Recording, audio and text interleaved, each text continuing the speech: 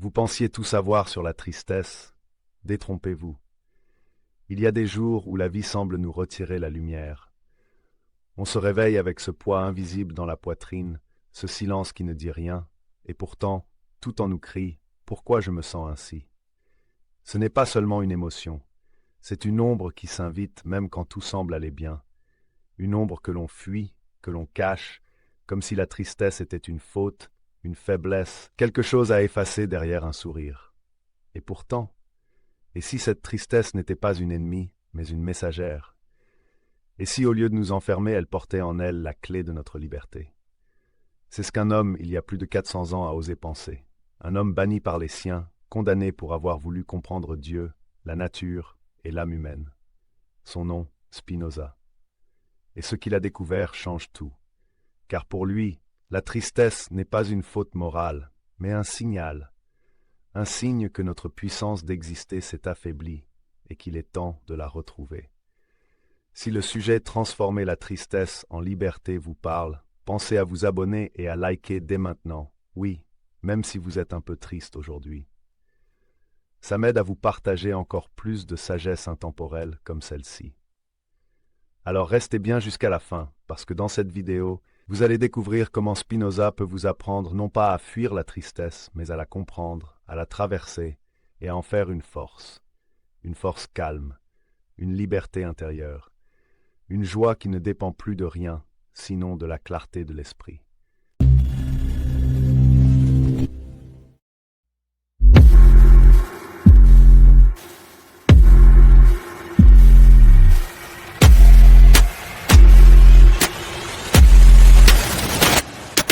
Nous sommes au XVIIe siècle, à Amsterdam.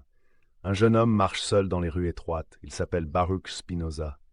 Fils d'une famille juive portugaise réfugiée, il grandit dans une communauté pieuse, unie mais étouffante.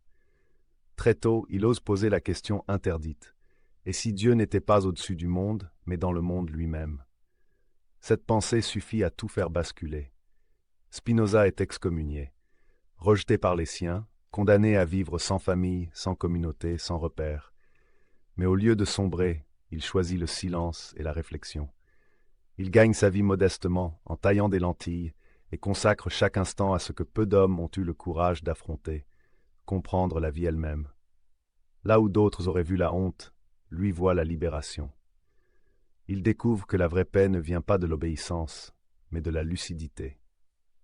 Dans un monde gouverné par la peur et la culpabilité, Spinoza affirme une idée révolutionnaire. La tristesse n'est pas une faute, c'est un signe que notre puissance de vivre s'est affaiblie et qu'il est temps de la retrouver. Alors, une question demeure. Comment transformer ce qui nous affaiblit en ce qui nous rend plus vivants? La tristesse, la peur, la colère, la jalousie, toutes ces émotions que nous fuyons sont ce que Spinoza appelle les passions tristes. Elles ne sont pas mauvaises en soi, mais elles ont un effet redoutable. Elles diminuent notre puissance d'exister. Elles nous détournent de nous-mêmes, nous font croire que la cause de notre malheur est toujours ailleurs. Quand tu passes ta journée à te comparer aux autres, à te dire que tu n'es pas assez bien, pas assez aimé, pas assez reconnu, tu es déjà sous leur emprise.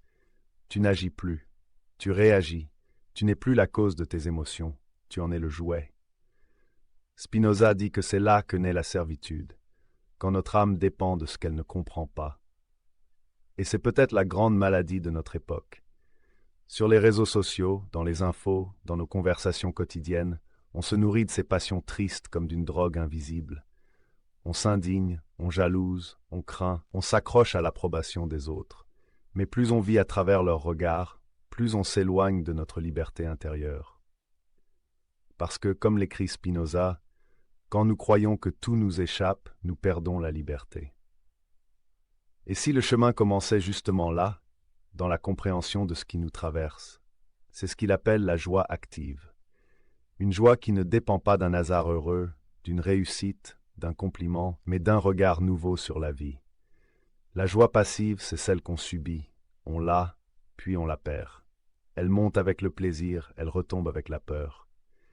Mais la joie active, elle, vient de la lucidité. C'est la paix que tu ressens quand tu comprends les causes, quand tu cesses de te battre contre ce qui est, et que tu commences à voir les choses pour ce qu'elles sont. Cette compréhension te rend libre. Tu cesses de te dire je suis triste, et tu commences à te dire il y a de la tristesse en moi, je la regarde, je la comprends. Tu passes de la réaction à la conscience. Et cette conscience est déjà une guérison. Regarde ce qui se passe quand tu comprends une émotion. Ta colère perd de sa force, ta peur devient plus claire, ta tristesse se transforme en douceur. Tu n'as rien nié, tu n'as rien refoulé, tu as simplement repris ta puissance. C'est ça, la vraie liberté selon Spinoza. Non pas fuir ce qu'on ressent, mais comprendre ce qu'on vit. Et cette compréhension ouvre la porte à une joie profonde, durable, qui ne dépend plus de ce que le monde te donne ou t'enlève. Parce que connaître, c'est déjà guérir. Et dans cette clarté, même la tristesse devient lumière. La liberté pour Spinoza n'a rien à voir avec le fait de faire ce qu'on veut. C'est même tout le contraire. Parce que souvent, ce que nous voulons, c'est précisément ce que nos émotions, nos peurs, nos désirs incontrôlés nous dictent. Et tant que nous sommes guidés par eux, nous ne sommes pas libres. Nous sommes simplement entraînés par des forces que nous ne comprenons pas encore. La vraie liberté, dit Spinoza, commence quand nous voulons ce que nous comprenons. Quand nous cessons de lutter contre le monde, contre les autres, contre nous-mêmes. Regarde la mer. Elle ne choisit pas ses vagues. Elles naissent, montent, se brisent, puis disparaissent. Mais la mer ne résiste pas à ce mouvement. Elle les porte toutes, sans s'y opposer. Et c'est précisément cela qui la rend si vaste, si tranquille, si puissante. Nous, les humains, passons notre vie à vouloir contrôler nos vagues intérieures. Nous voulons que la peur s'en aille, que la colère cesse, que la tristesse disparaisse. Mais plus nous résistons, plus nous nous épuisons. La sagesse de Spinoza, c'est d'apprendre à dire « ce qui est, non pas par résignation, mais par lucidité.